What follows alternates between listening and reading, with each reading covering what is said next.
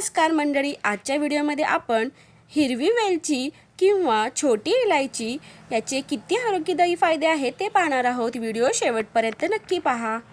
वेलची अनेक प्रकारे खाऊ शकता। तुम्ही ती थेट माउथ फ्रेशनर म्हणून चावू शकता। स्वयंपाक करताना कोणत्याही पदार्थात किंवा भाज्यांमध्ये त्याच्या बिया घालून तुम्ही ते खाऊ शकता।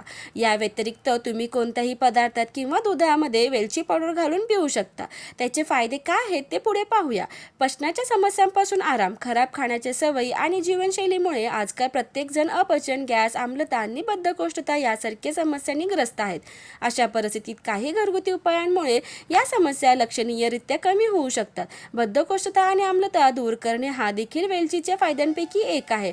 वेलचीमध्ये असे पोषक घटक असतात जे पचनसंस्था निरोगी ठेवतात आणि पोटाची जळजळ कमी करतात, ज्यामुळे आम्लता आणि अपचन यांसारख्या समस्यांपासून आराम मिळतो। उचकीपासून आराम। बहुतेकदा ऑफिसमध्ये काम करताना किंवा कोणाशी बोलत असताना अचानक उचकी येऊ लागते आणि त्यावेळी तुम्हाला त्यातून आराम कसा मिळवायचा हे समजत नाही। अशा परिस्थितीत वेलची खूप प्रभावी ठरू शकते।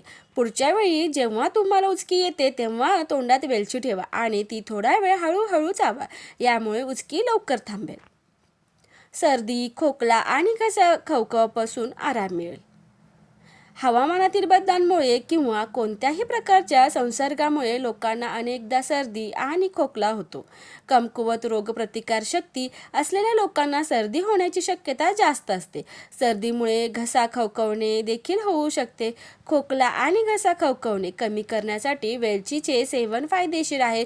म्हणूनच खोकला आणि सर्दीसाठी सर्वात लोकप्रिय आयुर्वेदिक औषध असलेल्या सीतोपलादी चूर्णामध्ये वेलची देखील असते। घसा खवखवणे। घसा खवखवणे कमी करण्यासाठी झोपण्यापूर्वी अर्धा ते 1 ग्राम वेलची पावडर मधात मिसळा। 2 ते 3 दिवस हे सेवन केल्याने घसा खवखवणे कमी होण्यास मदत होते। रक्तदाब कमी करण्यास मदत करते। एका अभ्यासानुसार वेलचीचे दररोज सेवन केल्याने रक्तदाब कमी होतो। म्हणूनच उच्च रक्तदाब किंवा उच्च रक्तदाब असलेल्या लोकांनी नियमितपणे वेलचीचे सेवन करावे। त्यात असलेल्या पोटॅशियम आणि मॅग्नेशियम सारखी खनिजे रक्तदाब नियंत्रित करण्यास मदत करतात। 5. दमा। वेलची खाण्याचे फायदे असंख्य आहेत। रक्तदाब कमी करण्याबरोबरच घशातील खवखव कमी करण्यासोबतच हा दम्याच्या रुग्णांसाठी देखील अतिशय उपयुक्त उपाय आहे।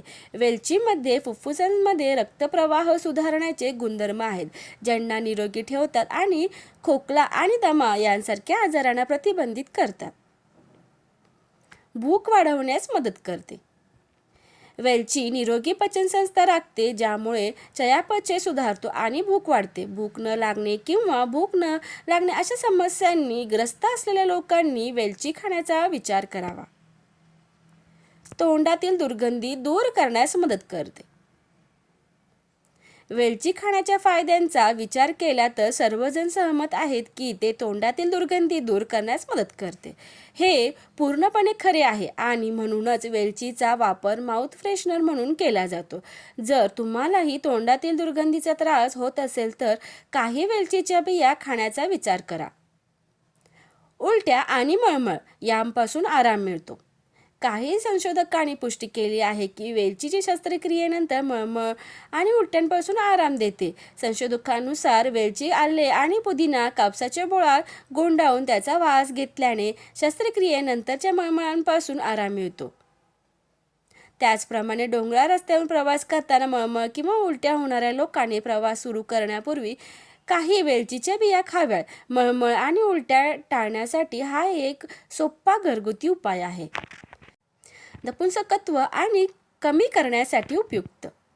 थोड्या लोकांना माहिती आहे की लहान वेलची खाल्ल्याने नपुंसकत्व कमी होण्यास मदत होते। वेलचीमध्ये कामोत्तेजक गुणधर्म असतात आणि ते पुरुष आणि महिला दोघांमध्येही लैंगिक इच्छा वाढवण्यास मदत करते।